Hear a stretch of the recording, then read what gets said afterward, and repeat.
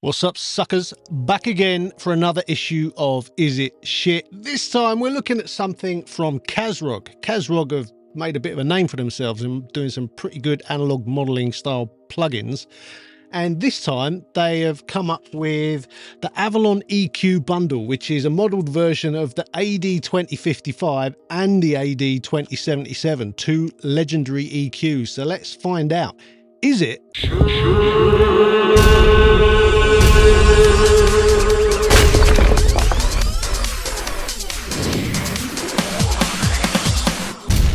So here we are again looking at these two Avalon EQs, a bundle, so you buy two and it's the one price and they come together, and it's interesting because they kind of do a similar job. The 2055, if my memory serves me right, I can't remember when it came out now, a while ago, and it was, I don't know, around the £3,000 mark, quite pricey, but you know, there are more expensive ones such as the AD2077, its bigger brother, which I think was about $15,000, about £10,000, something like that when it was new. That's a lot of money for an EQ. But you did used to see them in some real high-end mastering studios. People specifically like this brand of EQ, the Avalon stuff. The high end has got a particular sound to it. If you compare it to something like a Sontec or a Maselect, they're very smooth. You can do some quite big boosts with a Sontec or a Maselect, especially in the high end, and it's very smooth. You kind of have to pay attention to hear it. The Avalon's not like that. It's got a very flattering high end, but it's certainly more obvious. So if you want to give your high end kind of way more attack and presence, these are kind of good for that. Yeah, favoured by a lot of mastering engineers, especially in the States. Don't know why, but you see more of them out there. Anyway, Kazrog have modelled this pair of plugins. Let's have a look and see what we reckon. Let's start with the 55. It's the lesser specs of the two. You can have it in black or silver. You just click the thing on the little eye and it'll change. Depends how your eyes are. I quite like the dark backgrounds. It's less taxing on the old eyes. So, starting on the left, we have got a low frequency selector at the bottom left. We've then got the cut or boost above that. It's a shelf or it's a peak filter, depending on whether you push the peak button or you don't. There's no fixed Q on that one. The two mid-range are the same. You've basically got, again, your plus or minus dB. You've got your frequency selector and you've got width controls on these, so a bit more flexible. They also overlap. I really like it when bands overlap. It's very flexible. You also have a ×10 frequency button, so if you set it to 200 hertz, hit ×10, it's 2K. Really useful. High end, it's much like the low end. It's it's either a shelf or it's a bell, depending whether you hit the peak button or not. And it goes from 1K5 up to 25K, and you've got plus or minus 20 dB, which is loads. You've then got your channel 1, channel 2 in buttons or bypass buttons, whichever way you want to look at them, and the right side is just a copy of the left. That's about it. You've got your presets up there. You've got a few background things you can click on over there, but it's pretty much a very simple, you know, it looks exactly like the hardware. Maybe that's a downside. There's no added stuff. It just does what the hardware did. There's no graphic display. That's it. Yeah, nothing really to add. This is looks exactly like the hardware. Doesn't do anything the hardware didn't do. We'll come to sound and all that in a minute. Let's look at the 77. So as you can see, the 77 is like the bigger brother. It's just a bigger, chunkier looking thing. More going on. A bit more going on. Let's start again with the left. We've got the low frequency. We've got the plus or minus 10 dB this time on the actual control, but there's a range ×2 button. You push that, you get an extra 10 dB. Everything just doubles up. Below that, you've got your frequency selector and a peak dip button. Peak dip means you're flipping it between being a shelf and a peak filter or a dip, you know. So yes, you've got your mid-range where you've got your plus or minus 5 dB this time, but you've got a range extender ×2, so that could be 10 dB. You've got your width control, you've got your frequency selector, and again, it's a ×10 this time. So, you know, same as last time, if you're on 100 hertz and you times it by 10, you're up to 1K. It's, you know, it's pretty flexible. The top end is much like the bottom end in that you've got your plus or minus 10, you've got your range times 2, you've got the peak dip button to flick between being a shelf or a peak or a dip, and then you've got your frequency selector. You've got your channel in buttons on 1 and 2, and you've got a stereo selector which obviously links them so you operate everything from the left, otherwise you would have separate. Now, you don't want two mono EQs in the same interface as a plugin. That's no good to anyone. But what you do want to do sometimes is set left and right differently. So that's why that's there. Same as the other one, you can flick it between black and you can have it silver, and you can change a bunch of things in the background, but it doesn't have any extra stuff over the hardware. Yeah, I think they've missed the trick. I really do. Why not put a mid-side button on it? Why not let it operate in mid-side? That would be so much better. It would turn this thing into, you know, it would be unstoppable if it had a mid-side button on there. I really think that's a balls up. Anyway, let's talk about demo. It's got a demo that will run for as long as you want to run it, but it does, as you can see, add silence every few seconds, which is just the most annoying thing in the world. I don't understand it at all. You need to stop doing it. Kazrog, you're not the only one, but stop doing it. It's so frustrating. It's ridiculous. You can't actually test it without losing your temper. So come on, give us a 14-day trial. Mental. On the upside, this bundle for both these plugins usually would cost £89, which I think isn't bad at all for two EQs of this quality. However, right now you can get this bundle for £67. 67 quid for these two EQs is a bit of a steal. They are pretty excellent at what they do, but don't go thinking this is going to be the only EQ you ever need to buy. It's not like that. But if you're mastering in the box, or you want something to add those final little tweaks to a stereo bus, this is brilliant for that. GUI wise, I'm a little bit disappointed they didn't really go for it and put a graph on top, which you could maybe turn off if you want, because again, I think that would push this into the stratosphere.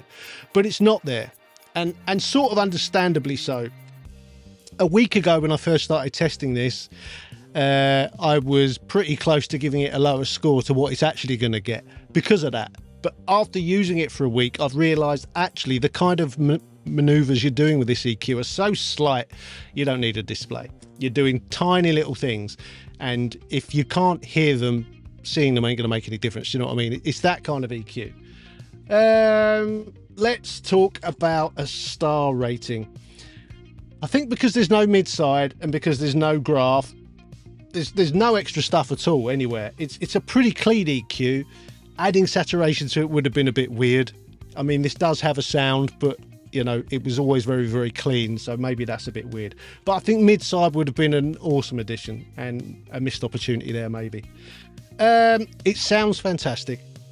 The GUI, yeah, we'll let them off. It looks great. Could have been a bit more useful. Are you likely to use it? I think you are. I think it's going up against things like the AMEC 200 and the AMEC 250, those kind of EQs. This is a similar sort of use. There's no extras, bit annoying. Value wise, I don't think you can argue 67 quid for these two EQs is blinding. So star wise, it was going to get a 3, but I've bumped it up to a 4. 4 stars for the Kazrog Avalon EQ bundle. They just sound really good. I'm disappointed with the demo situation. That noise is annoying. I think they should have added mid-side, but other than that, I can't argue with it. It sounds great. It does look great. And the value's off the chart, really. Anyway, if you like the video, give it a like. You could subscribe to the channel. We're over 9,000 now. Really want to get to 10 this summer. That'd be awesome. If anyone's about, July the 19th, Gear Fest, going to be there. Come and say hello if you see us. Always nice to meet people. So, yeah, come and say hello. What else is there? We've got the Instagram, Studio Life 101. There's also my Instagram for my mastering and mixing business, which is Mixdown Mastering. There's a bunch of courses, and there's the website with the top 5 and a whole bunch of other stuff. And the demo for this is coming up right now. But for now, I'm going to say adios. See you later.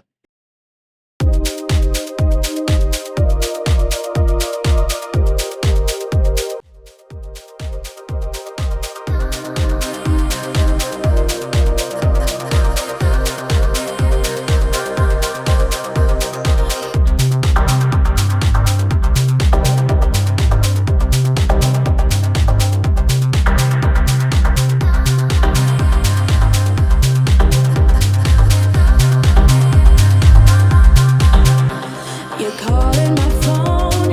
I'm being patient, but I'm all alone. Staying faithful, and I'll never know when you're coming back around. When you're coming back around.